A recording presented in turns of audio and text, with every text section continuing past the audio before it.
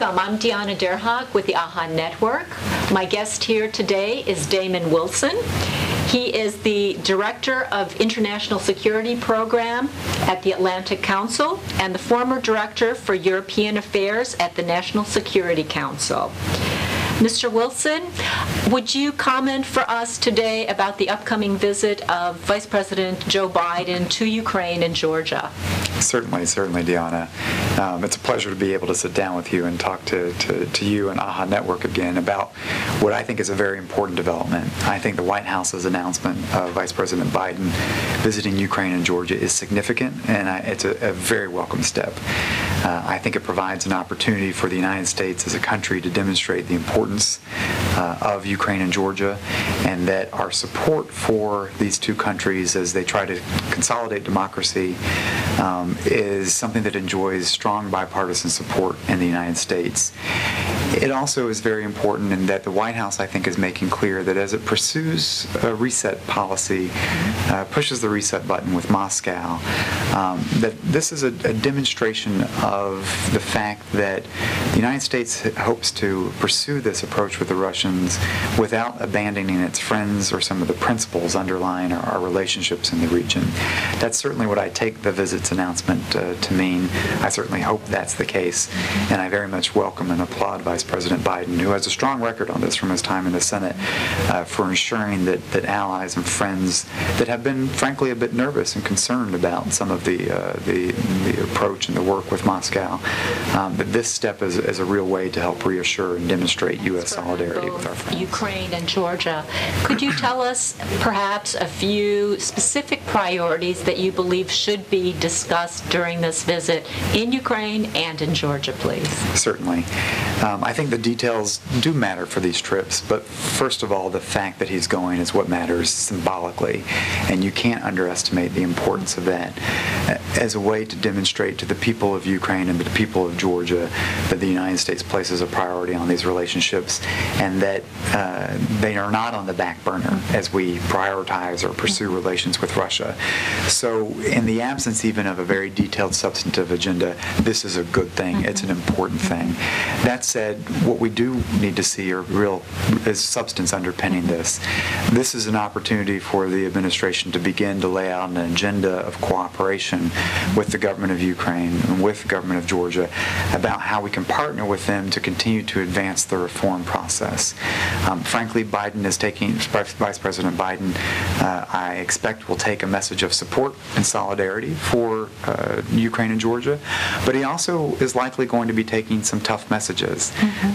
There is a political crisis that's been ongoing in Ukraine, and the Ukrainians need to understand that as part of this partnership, we have expectations of things that they will accomplish on their end, and that as we want to move forward in supporting them in the reform process, that requires tough decisions and cooperation with the IMF on the economic issues, that takes responsible government management of a real program and cooperation across political lines in Ukraine for the greater purposes of Ukraine's economy and its security, that it takes a responsible approach in dealing with the energy issue and energy infrastructure and energy security, that it takes responsibilities in tackling issues like corruption.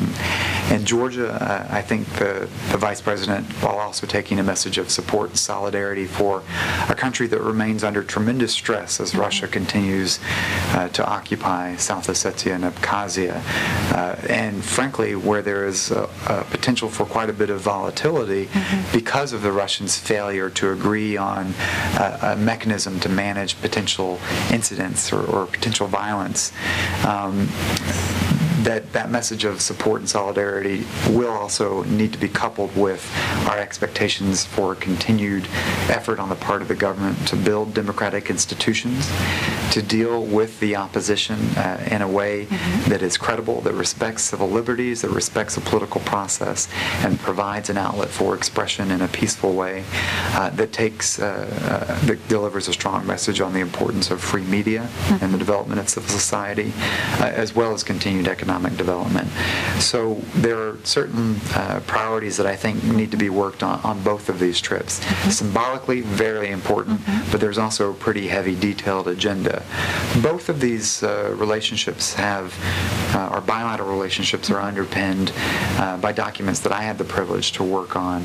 The strategic charters, the partnership, the U.S.-Ukraine strategic charter for strategic partnership, and there's also one for Georgia. And these, I think, lay out a very robust agenda that deals with a set of political issues, a set of domestic reforms, a set of economic reforms, and a set of military and security cooperation issues that I expect and glad to see that the Obama administration will be taking them forward as a real agenda of cooperation with these two policy partners. vehicles such as the Gore-Kuchma Commission being instituted as a result of Vice President Biden's visit to Ukraine and to Georgia. Well, I think it certainly is a good possibility because as we saw this week with the visit of the Georgian foreign minister to Washington, Washington has been moving forward, the administration has been moving forward on a U.S.-Georgian Strategic Partnership Council. These can be very useful vehicles for helping to ensure that our governments have a defined agenda and that we hold our bureaucracies responsible for implementing and following up that agenda. At the same time, I think it's important that mechanisms such as these don't become a substitute for the actual substance of what needs to be done in their partnership. These types of mechanisms, I think, are historically very attractive to our Ukrainian partners. They see a lot of value in the stature and the symbolism that comes from this. And I think I've always tried to emphasize in our discussions with Ukrainians and Georgians that you also have to move beyond the mechanism to ensure, are we actually implementing what we've agreed to on energy security or anti-corruption efforts? And it's important that the mechanism be a vehicle to support the substance, not something that takes the place and distracts from actual substance where we want to see both sides be able to move forward. The Biden visit to Ukraine and Georgia came preceding the upcoming visit of President Obama to Russia. Right. What signal is that to both the Russian and the Ukrainian and Georgian leaders? Right. It is an important signal. And it's an important signal to leaders in Moscow just as much as it's a signal to leaders in Kyiv and Tbilisi. And I think that this helps to be clear. One, it shows that the administration has been listening to its friends in the region, its friends who are tremendously supportive of the United States, but are nervous, and understandably so, nervous about what happens in U.S.-Russian talks.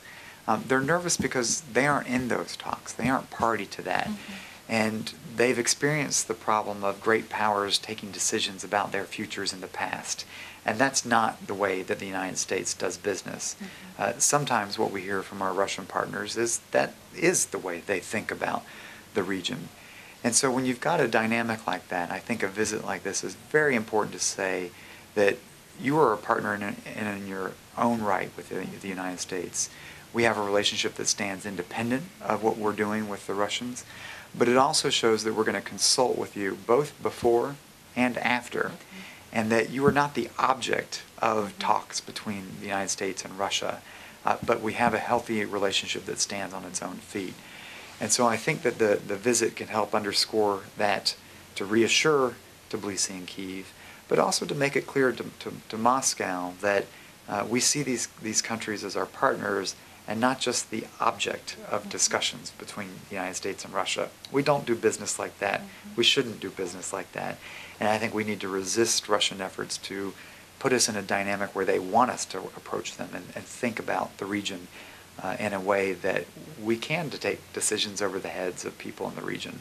That's not the Orange Revolution and the Rose Revolution. We're very much a part of the people of Ukraine and Georgia saying they actually want a role in helping to determine their own future. And U.S. diplomacy, U.S. policy historically has supported that kind of approach in a bipartisan way, needs to support that approach. Decisions that affect Ukraine and Georgia are not subject solely to discussions between the United States and Russia. And this visit can help send that message in all three capitals in an effective way. Thank you so much for sharing your views and the the AHA Network looks forward to working with you again in the future. Thank you very much. It's a pleasure to speak to you and the AHA Network, and we look forward to it again. Thank you.